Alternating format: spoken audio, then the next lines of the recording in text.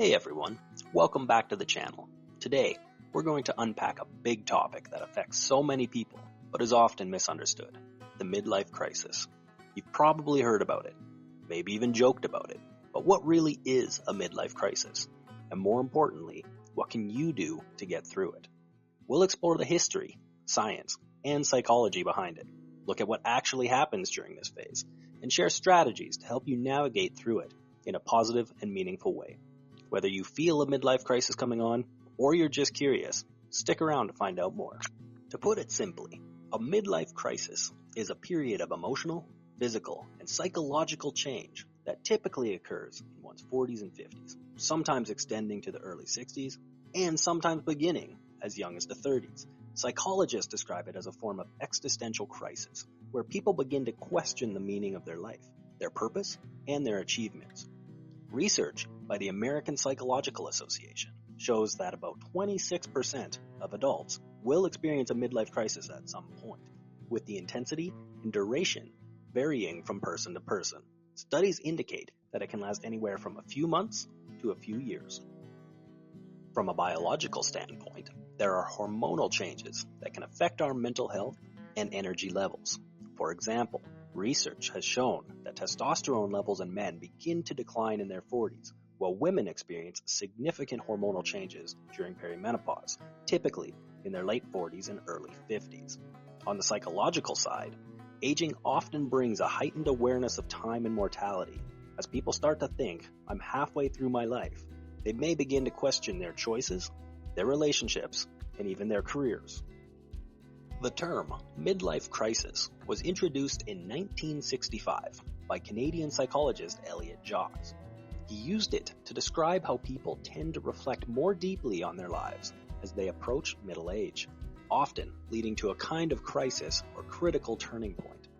Interestingly, Jacques' findings were based on artists and creatives. He observed that as they aged, they started to produce darker works, reflecting an increased awareness of mortality. Over time, the concept gained attention in popular culture and psychology, especially in the 1970s. It's important to note that the concept of the midlife crisis is more common in Western societies, where individualism and self-actualization are emphasized.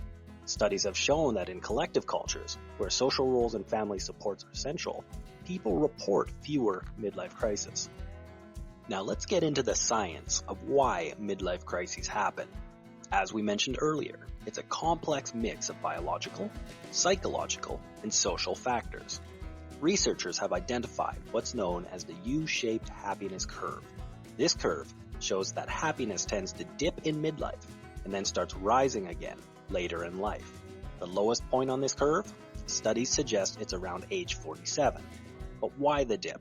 For many, this age brings reflection on unfulfilled dreams, career disappointments, or relationship issues.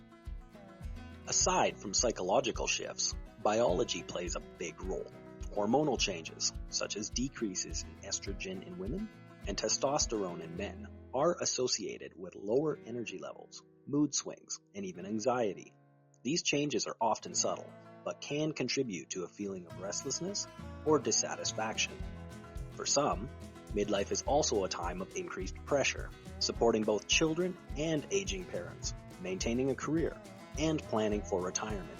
In fact, a 2021 study found that people in their 40s and 50s experience some of the highest levels of stress, partially due to these combined responsibilities. Alright, let's talk about some stereotypes and misconceptions about midlife crises. While the idea of a flashy new car or a major style change is often associated with this period, the reality is much more nuanced. Stereotype number 1, the expensive car. Yes, the classic red sports car stereotype is a fun one, and actually, spending patterns do shift in midlife. People sometimes make big purchases or invest in experiences because they want to feel re-energized or reconnect with a younger version of themselves. Just be aware, in 2019, a 45-year-old man from Houston, Texas, bought a bright red Ferrari 488 on a whim after hitting a professional milestone and feeling like he needed a reward. Unfortunately, as he was pulling out of the dealership parking lot, he hit the gas a bit too hard and spun out in a nearby gas station, crashing right into the pump. This cringe-worthy incident was caught on the dealership's security camera and quickly went viral on Twitter and Instagram, with hashtag #FerrariFail trending for days. Stereotype number 2, the dramatic career change. Another common stereotype is suddenly quitting a steady job to find oneself. While there's a kernel of truth to this, it doesn't always mean a total career overhaul. Many people are simply looking for meaningful change, and they may take steps like retraining, finding flexible work, or pursuing hobbies that they've put off. In 2017, a story went viral of a 48-year-old accountant from Des Moines, Iowa, who decided he was done with boring office life, and, after watching an action movie marathon, was convinced he could make it as a Hollywood stuntman. He quit his accounting job, posted an elaborate resignation video on YouTube, and moved to Los Angeles to follow his dreams. His YouTube channel documented his journey as he signed up for a stunt class, started lifting weights, and practiced fight choreography. But things went sideways during his first stunt audition, when he accidentally rolled right off the mat, sprained his wrist, and left the set in an ambulance. Stereotype number 3, relationship overhauls. Midlife is also a time when people may reevaluate relationships, whether that's with a partner, family members, or friends. Sometimes this leads to changes in relationships, but other times, people just take the time to strengthen their existing bonds. According to the National Institute of Health, relationship quality in midlife can significantly impact overall life satisfaction. Now let's get into some practical strategies to help you navigate this period with more clarity and purpose. Strategy number 1, embrace reflection. Research shows that engaging in self-reflection can lead to more positive outcomes during a midlife crisis.